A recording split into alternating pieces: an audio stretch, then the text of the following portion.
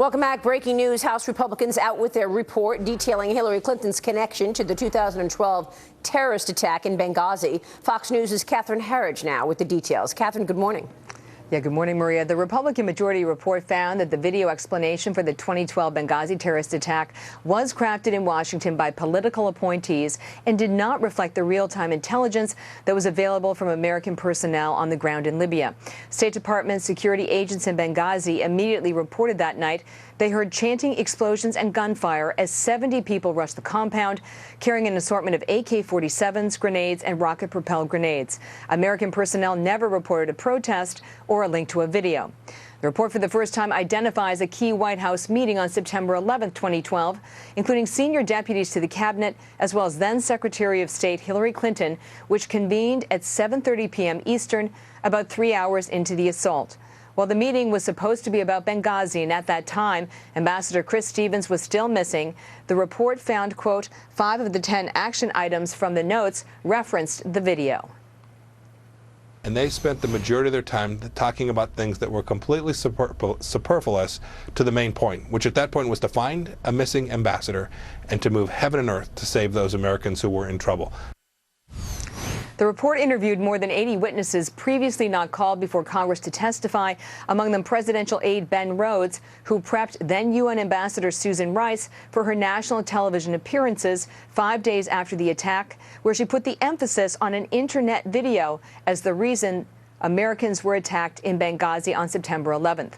The Select Committee Democrats released their own report on Monday, concluding that the Defense Department could not have done anything differently to change the outcome in Benghazi. And while the State Department's security was totally inadequate, they said Hillary Clinton never personally denied any request for additional security for the operation there. Maria. All right, Catherine, thanks very much. Want to bring in Lieutenant Colonel Tony Schaefer right now. Tony, thanks very much for joining us. Are you surprised by the high degree of partisanship on these findings?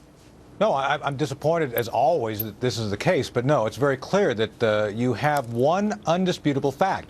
Ms. Clinton did not act in 3 times she should have. First, beforehand, to make sure that Libya, her centerpiece of policy, was taken care of. Secondly, the night of the attack. It's very clear, Maria, that she did not work to be aggressive and clear in trying to send a response. And third, after the fact, as Catherine just pointed out in her report, the deputies meeting that night, before the attack was done, Maria, they were now concocting the narrative they were going to use. And keep in mind, Ambassador Stevens was probably alive at that point. So the Democrats saying that there was no response possible by DOD is, again, false. I've talked to sources on the inside. Panetta was ready to roll. He actually talked about the fact they had DOD resources ready to roll. So the whole narrative on the Democrat side is completely false and designed to give Ms. Clinton some sort of a pass to say, yeah, she was in charge, but it wasn't her fault. Look, Maria, either you're going to take that 3 a.m. call and do something with it, or you're just going to pass. In this case, she passed. Here's Tammy Bruce. Yeah, hi, Tammy Bruce here. You know, what's interesting to me is their argument that Secretary Clinton at the time never personally was knowing of some issues or never personally responded. But isn't that the way that it's established? We know that Ambassador Stevens also never had her email address. Right. It's interesting that she seems to have been protected in a certain way to be able to say that she never personally intervened or issued an order. But isn't that kind of the structure of what we would expect with a team of people who are supposed to be addressing this?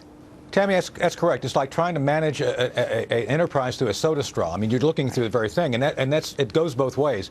If you're not personally involved, that means you can't personally get things done. And also, in reverse here, they protected her for purposes of making sure politically it didn't come back on her. Well, that's not leadership. That's dodging your responsibility. So this is, again, a pattern. It's a pattern of if it's good, I want to take credit. If it's not good, I have no idea what's going on here. And let's keep in mind, Tammy, she said over and over again, I didn't know this, I had no idea. That's not emblematic of a good leader. And a good leader says, hey, this is what I thought, this is what I was trying to do. And again, beforehand, before the attack, there was adequate proof, multiple intelligence reports, multiple requests for support that Benghazi was in jeopardy. And heck, the British had already shut down their mission there because of the threat. Is this going to impact the White House race, do you think?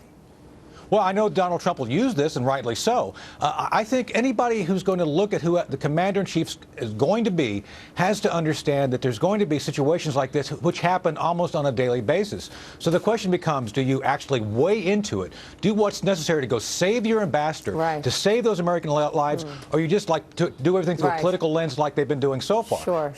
I would hope somebody would act with alacrity and clarity, and I don't think Ms. Clinton would do that. All right, Lieutenant Colonel Tony Shaffer, good to have you on the program today. Great. Thanks so much. Hey, thank you, Marie. We'll be right back.